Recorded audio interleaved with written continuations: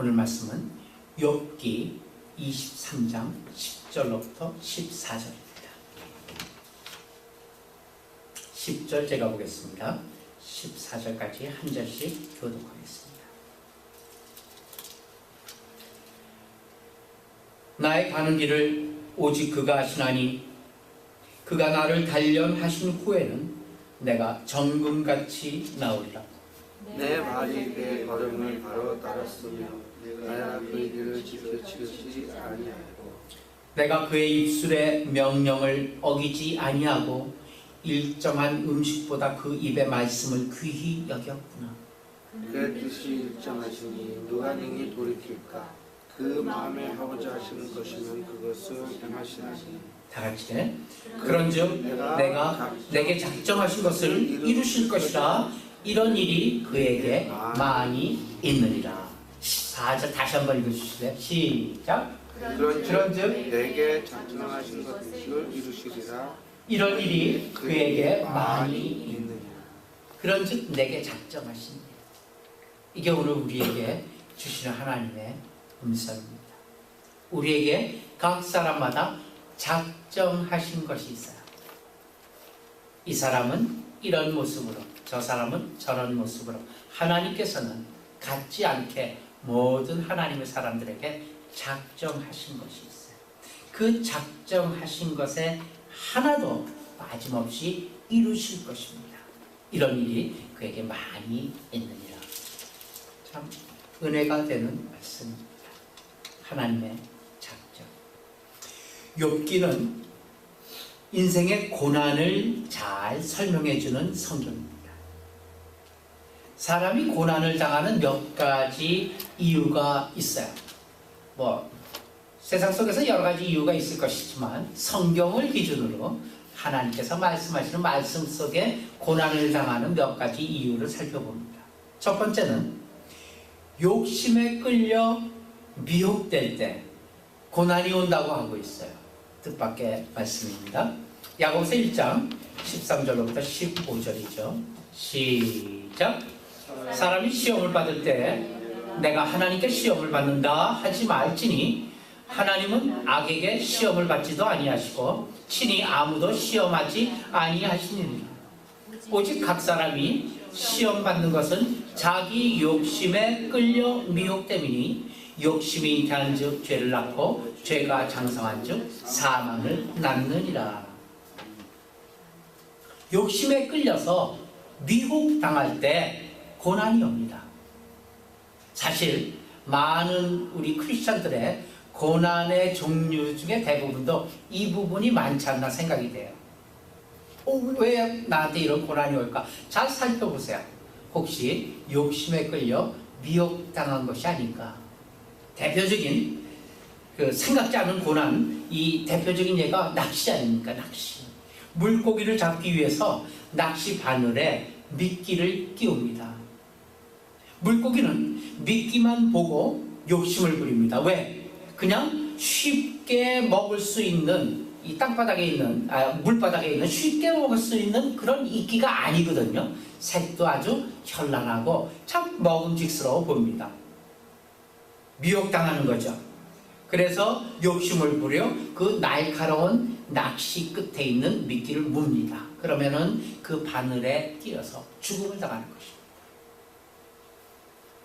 욕심에 끌려 미혹당할 때마다 우리는 고난을 당하게 된다는 것 우리 꼭 기억하시길 바랍니다. 성경에 또 두 번째로 이런 얘기가 있어요.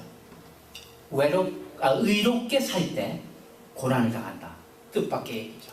참 성경은 우리에게, 성경뿐만입니까? 세상도 우리에게 의롭게 살기를 원하고 있죠. 크리스찬이 왜 이렇게 살아? 사람들이 크리스찬에게 거는 기대가 많기 때문에 그런 얘기를 듣는 거예요. 무슨 교회 다닌다면서, 예수 믿는다면서 꼴이 왜 저래? 예수 믿는다는 사실 자체만으로 세상이 거는 기대가 크기 때문에 그런 얘기를 듣는 거예요.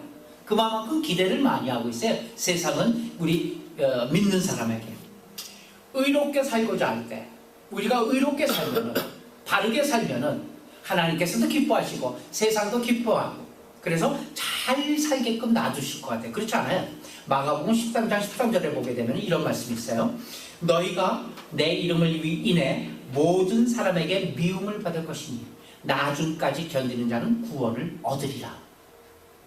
예수님의 이름으로 말미암아 우리가 미움을 받는데요. 예수 믿으면은 칭찬받고 높임받고 존경받고 그렇게 될 거라고 우리는 대부분 생각해요. 천만의 말씀이에요. 예수 이름으로 인해서 너희가 모든 사람에게 그것도 미움을 받을 것이다. 성경은 분명히 이렇게 얘기하고 있어요. 의롭게 살고자 할 때 예수 이름으로 예수 이름 때문에 우리가 의로워지고자 할 때 대부분 이 세상은 우리에게 미움을 줍니다. 미움을 받을 것입니다. 그렇지만 나중까지 견디는 자는 구원을 얻으리라 했어요. 요한복음 19장 18절에 보게 되니까 세상이 너희를 미워하면 너희보다 먼저 나를 미워한 줄 알라 했어요. 그래서 예수님의 이름은 세상에서 미움을 받게 되어 있습니다. 의롭게 살 때 분명하게 고난이 올 것을 성경은 얘기합니다. 또 세 번째는 하나님이 이유가 되는 고난이 있대요. 하나님이 이유가 되는 고난이 우리에게 있다는 얘기예요. 그래서 고난은 성경이 이렇게 세 가지로 고난이 오는 이유를 설명하고 있습니다. 특별히 하나님이 이유가 되는 고난, 욥과 같은 경우죠. 오늘 살펴보고자 하는 욥의 경우입니다. 욥은 우스 땅에 살았던 실제 인물이에요. 예수님 비유해 보게 되면은 탕자 비유, 여러 가지 비유가 나오지 않습니까? 근데 그 비유는 다 지어낸 인물이에요. 탕자가 실질적으로 있었다는 게 아니라 예를 들자면 이런 말씀으로 예수님께서 비유를 들었어요. 그런데 욥은 실제로 있었던 인물입니다. 우스 땅은 유프라테스 강 위에 있어요. 유프라테스 강 서쪽, 그러니까 갈대아, 아라비아, 그리고 에돔의 삼각지 안에 있는 게 이 우스 땅이에요. 그렇기 때문에 우스 땅에 실제로 있었던 인물 욥을 성경은 소개하고 있는 것입니다. 근데 욥의 신앙은 남달리 하나님께서 눈여겨보시는 사람이다 이렇게 이야기하고 있어요. 하나님께서 많은 사람들을 보고 계시죠. 지켜보고 계시고 또 어떻게 하나님께서 사랑하실까 보고 계십니다. 물론 그런데도 특별히 하나님께서 눈여겨보시는 사람이 따로 있답니다. 욥같이. 또 신약에 보게 되면 사도행전 10장에 나오는 고넬료도 고넬료의 기도와 구제가 하나님 앞에 상달된 그런 예죠. 하나님께서 눈여겨보는 사람. 바라기는 우리 모두가 다 하나님께서는 특별히 눈여겨보는 사람이시기를 축원합니다. 욥은 성경의 기록대로 설명한다면 동방에서 제일 큰 사람이 키가 큰 사람이 아니라 가장 소유가 많고 권세도 많고 이름이 널리 알려져 있는 사람이다 이런 얘기입니다. 아주 유명한 사람이었대요. 그래서 욥을 역사적으로 생각해 보면은 아브라함 당대의 인물이란 그런 말도 있어요. 그리고 그 아브라함 조금 후의 인물이었다 그러한 설도 있습니다. 어쨌거나 당대 많은 사람에게 널리 알려진 잘 알려진 그러한 인물이면은 분명합니다. 성경은 욥의 신앙을 네 가지로 설명하고 있어요. 우리가 잘 외우고 있습니다. 사실은 욥기 1장 1절에서부터 3절인데요. 발췌해 놨습니다. 한번 같이 읽어보시죠. 1절, 2절, 3절 연이어서 읽겠습니다. 시작. 우스 땅에 욥이라 이름하는 사람이 있었는데 그 사람은 순전하고 정직하여 하나님을 경외하며 악에서 떠난 자더라. 그의 소생은 남자가 7이요 여자가 3이며 그의 소유물은 양이 7천, 약대가 3천이요 소가 500결이, 암나귀가 500, 종도 많이 있었으니 이 사람은 동방 사람 중에 가장 큰 자더라. 욥을 설명해 놓고 있죠. 네 가지로 설명하고 있는 욥의 신앙이 뭐죠? 첫 번째, 순전하고 정직하고 하나님을 경외하며 악에서 떠난 자였다. 순전하다,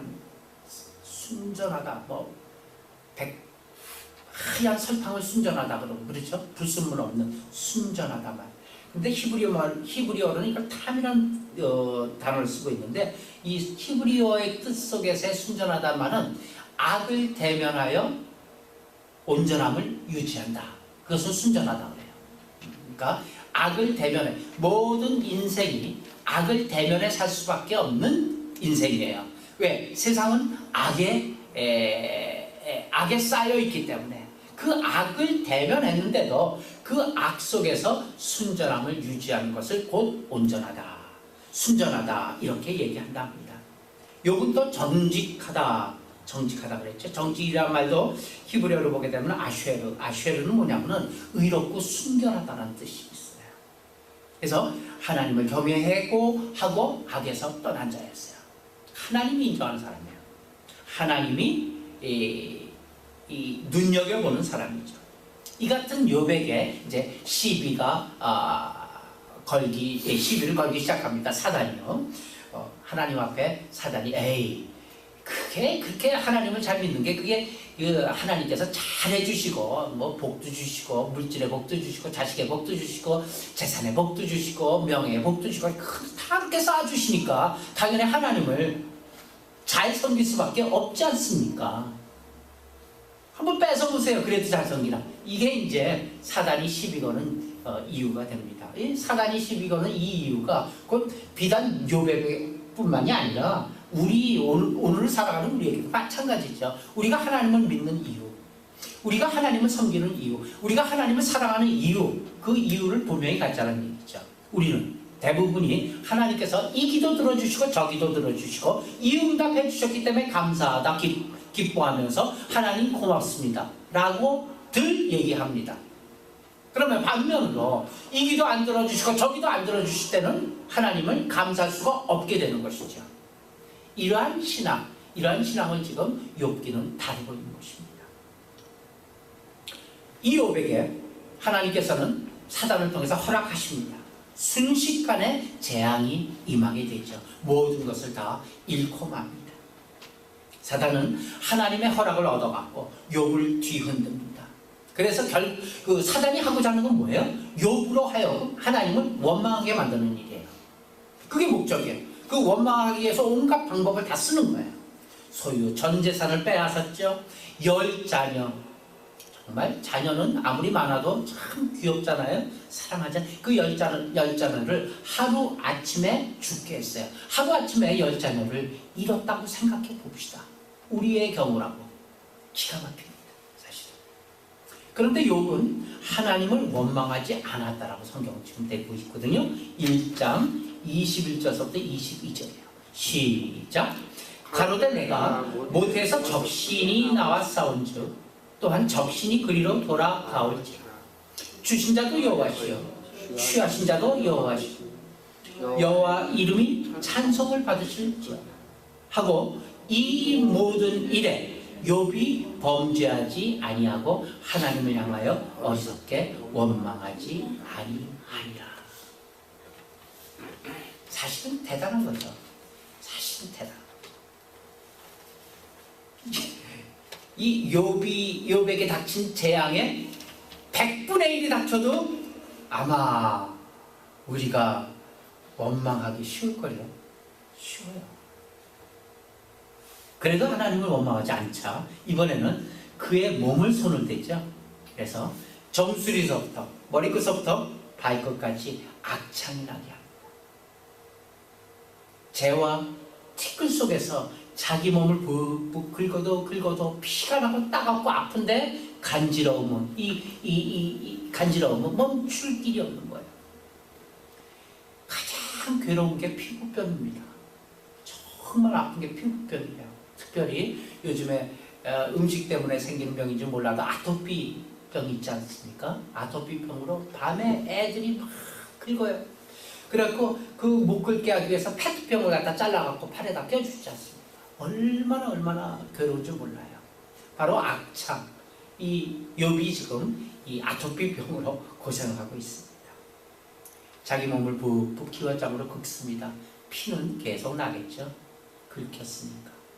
그래도 욥은 믿음을 버리지 아니하였다. 이렇게 성경이 증언하고 있습니다. 다 죽었는데 옆에 그 아내는 살아있었던 모양이에요. 아내가 뭐라고 그러냐면은 당신이 그래도 순전을 굳게 지키느냐. 에이, 웃기는 소리 하지 말고 하나님 욕하고 죽어라. 이렇게 얘기합니다. 참 대단한 욕이에요, 이거. 이런 말을 참 힘들죠. 2장 9절에 한번 같이 읽어볼까요? 시작. 아내가 그에게 이르되 당신이 그래도 자기의 순전을 굳게 지키느냐? 하나님을 욕하고 죽으라. 패지도 못하고 어떡하지? 욥이 하나님을 잘 믿은 건 좋은데 아내는 전도하지 못했던 것 같아요. 아내는 전혀 딴 길 가고 있어요. 이러면 안 되죠. 이게 안 돼. 이게 결혼 잘못한 것 같아요. 남편은 막 저주해야 하고 있어요. 소문을 듣고 그 다음에 이제 절친들이 찾아옵니다. 한 3명의 절친이 있죠. 그게 2장 11절에서부터 13절이에요.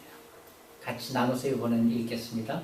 때 욥의 친구 3사람이 그에게 이 모든 재앙이 임하였다 함을 듣고 각각 자기 처소에서부터 이르렀으니 곧 대만 사람 엘리바스와 수아 사람 빌닷과 나아만 사람 소발이라.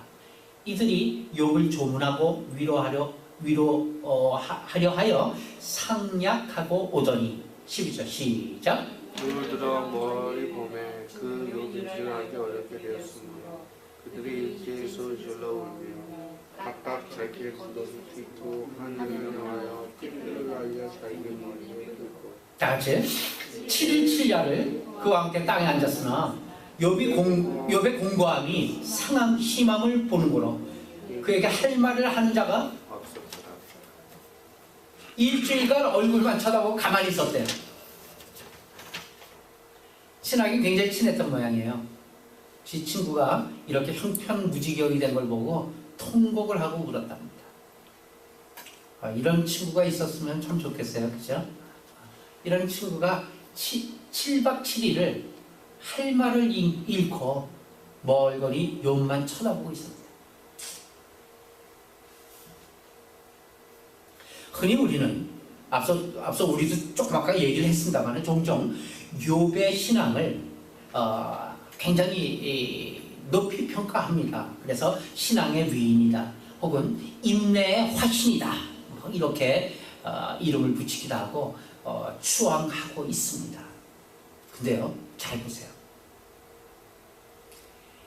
욥의 전체 내용을 읽어보면은 별로 욥이 잘한 대목이 없다는 사실이에요. 욥이 잘한 거는 앞서 쭉 한번 읽어본 1장뿐에 없어요. 1장에서 욥이 하나님께서 칭찬도 하셨잖아요. 이 순전하고 정직하고 하나님 경외하며 악에서 떠난 자다. 그리고 욥의 행사가 다 이러하더라. 이렇게 그렇게 악천까지 나더라도 하나님을 원망치 아니하더라. 친구들이 와갖고 친구들이 할 말을 잃었더라. 참 형편무지경이었는데도 그래도 끝까지 뭔가 하나님을 원망치 않고 끝까지 인내하는 그 욥의 모습이 1장에만 풀어져 있어요. 2장서부터는 아니에요. 사실은요. 나머지 41장에 걸쳐서 욥이 잘했다고 생각되는 것, 욥이 괜찮다라고 생각되는 것 아무것도 없어요. 욥은 인내한 적도 없습니다. 사실 승리한 적은 더더욱이 없습니다. 성경 구절들을 갖다 잘 추적해 보세요. 욥이 하는 얘기의 전부가 한마디로 줄인다면 이런 얘기예요. 하나님, 나 억울합니다. 제가 무엇 때문에 이런 일을 당해야 합니까? 이것이 욥의 변론입니다. 세 친구들의 얘기는요. 세 친구들의 얘기는 더 형편무지경이죠. 욥이 잘못한 연고 없이 이런 일을 만날 수 있겠느냐? 이것이 그들 친구들의 대부분 내용이에요. 네가 뭔가 잘못해서 잘못했지. 잘 좀 생각해봐. 뭔가 하나님의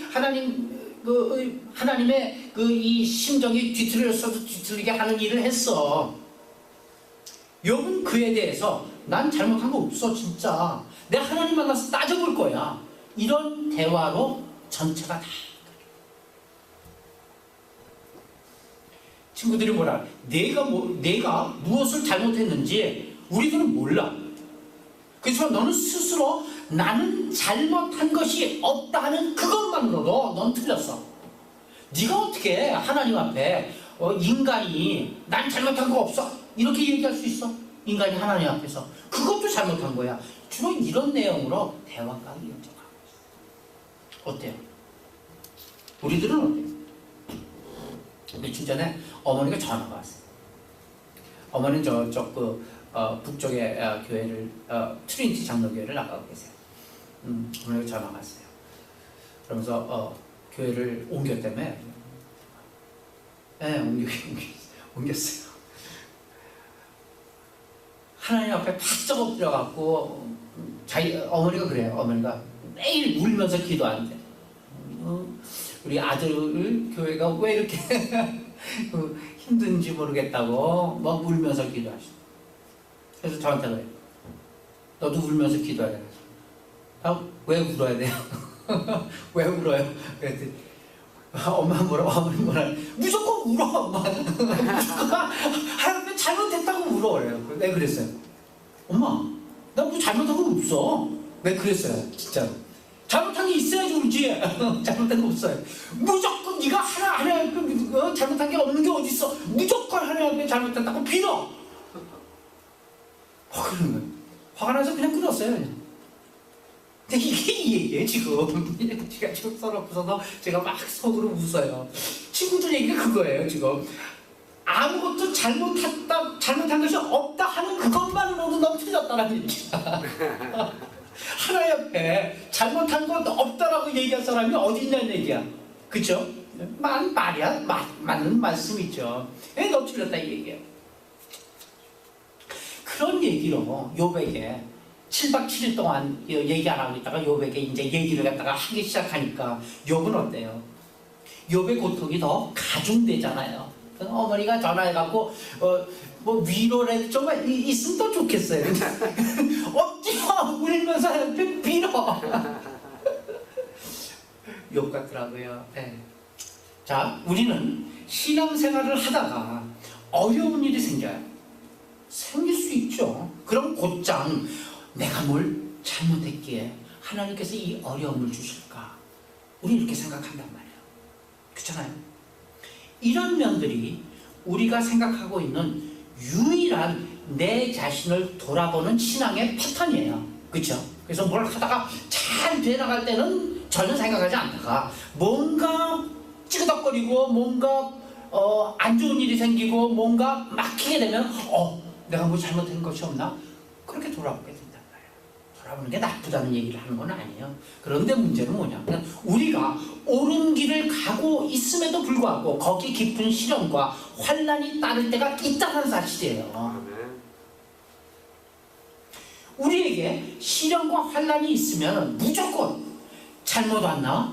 이거 잘못 결정한 것인가? 이렇게 생각하는 신앙 패턴밖에 없기 때문에 극복하고 뛰어넘어야 될 환난과 인내에 대해서도 내가 뭐 잘못한 것이 없는가? 이렇게 되돌아보게 된다는 얘기야.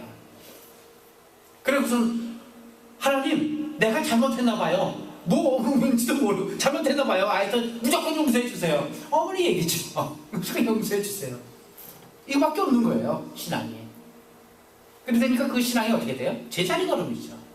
자랑이 없는 것이죠. 그래서 그렇지 않습니다. 욥기가 얘기하고자 하는 것이 바로 이 내용이에요. 뛰어넘어야 할 훈련 과정도 있다는 사실이에요. 하나님께서는 욥이 정당했다라고 얘기합니다. 너 잘못했어 임마. 아니에요. 욥이 정당했다 그래요. 오히려 친구들이 정당하지 못했다라고 얘기하고 있어요. 친구들은 무슨 어느 쪽에 있다고요?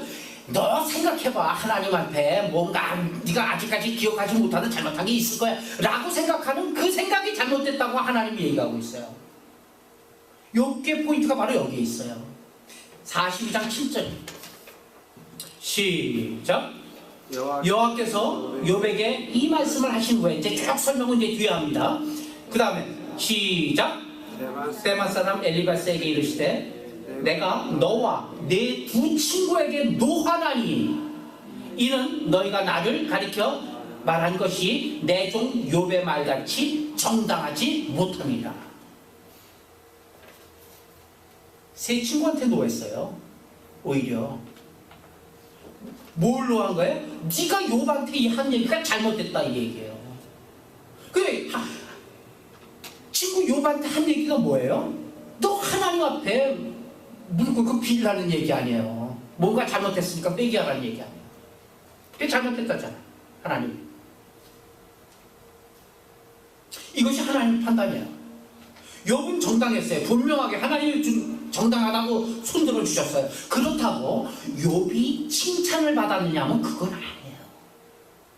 욥을 칭찬하지는 않아요. 하나님 말씀을 한번 들어봅시다. 38장이에요. 그 다음에 1절부터 3절 시작. 때 여호와께서 폭풍 가운데로서 욥에게 말씀하여 가라사대 무지한 말로 이치를 어둡게 하는 자가 누구냐? 너는 대장부처럼 허리를 묶고 내가 네게 묻는 것을 대답할지니라.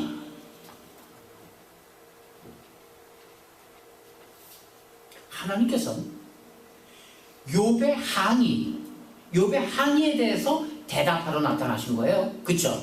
욥이 지금 항의하겠다고 그러잖아요. 앞에는 내가 무엇을 잘못했는지, 내가 하나님 억울합니다. 내가 무엇을 잘못해서 이러한 어려움을, 이러한 시련을 겪어야 합니까?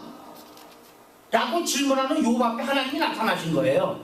그런데 왜 시련을 당해야 됩니까에 대한 질문에 대답은 하지 않으세요. 하나님은요. 항의에 대답하러 나타나시는데 욥의 질문한 것에 대해서 이런 방고 대답하시지 않은 점을 우리는 주목해야 돼요. 그리고서 조금 아까 읽은 38장 1절에서 3절에 이어서 38장 5절 6절의 말씀에서 이런 말씀하세요. 시작. 누가 그 도량을 정하였는지, 누가 그 준승을 그 위에 띄었는지 너는 아니냐? 그 주처는 무엇 위에 세웠으며 그 모퉁이 돌은 누가 놓았었느냐? 이런 물음으로 거꾸로 대답을 대신하고 있는 거예요. 이런 유로 일방적인 다시 질문만 하시지 욥의 질문에 대해서는 먼저 대답이 없습니다. 이것이 욥기를 풀어나가는 가장 재미있고 그리고 가장 중요한 대목입니다. 욥의 질문이 세 친구에 비해서는 정당하지만 그래도 지금 그가 깨닫지 못하는 것이 있다고 하나님은 말씀하세요. 욥에게 하나님은 이 말씀을 먼저 하시는 거예요.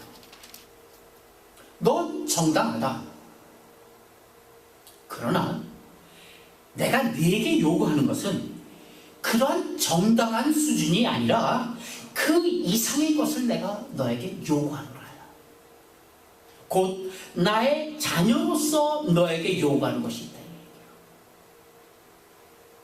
이것이 바로 하나님이 사탄으로 하여금 욥을 시련과 재난 속에 집어넣도록 뒤흔들도록 허용하신 깊은 의미라는 사실입니다.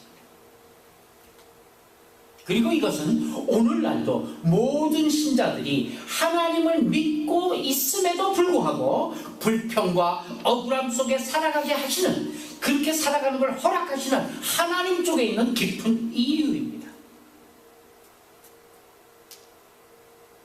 다시 강조하지만 욥은 분명히 항변할 만한 근거가 있는 사람이에요.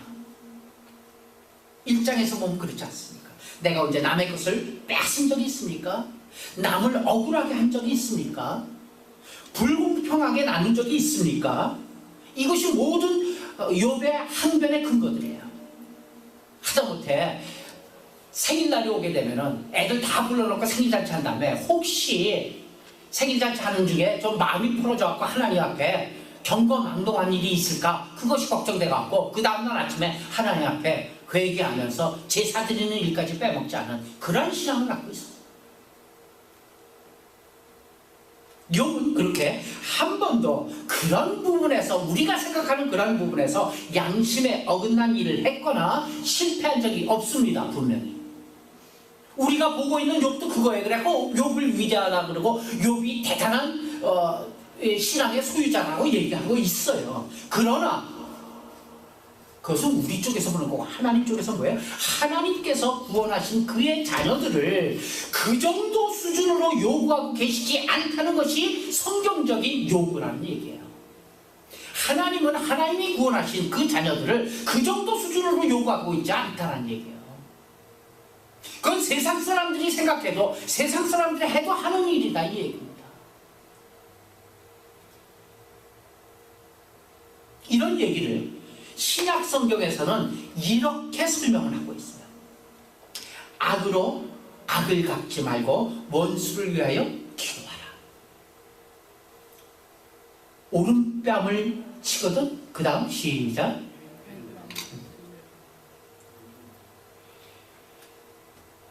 뺨 맞아본 적이 한두 번은 있죠. 저는 수없이 많습니다. 뺨은 아프라고 때리는 거예요? 아니에요. 뺨 맞아서 그렇게 아프진 않아요. 뺨 맞으면 뭐를 느끼죠? 모욕을 느끼죠. 그렇죠? 뺨은 아파서 뺨 맞은 게 아파서 대드는 것이 아니라 모욕을 느끼기 때문에 대드는 거예요. 뺨을 때리. 그 때문에 뺨을 때리지 말라고 해요. 사람을 인격이기 때문에 모욕을 주지 말라. 그렇기 때문에 얼굴을 때리지 말라, 머리통을 때리지 말라, 뺨을 때리지 말라. 그렇게 얘기하는 거예요. 그런데 성경이 우리에게 요구하는 수준이 뭐냐면은 오른편 뺨을 때리면은 뭐라고요? 왼쪽 뺨까지 돌려대라.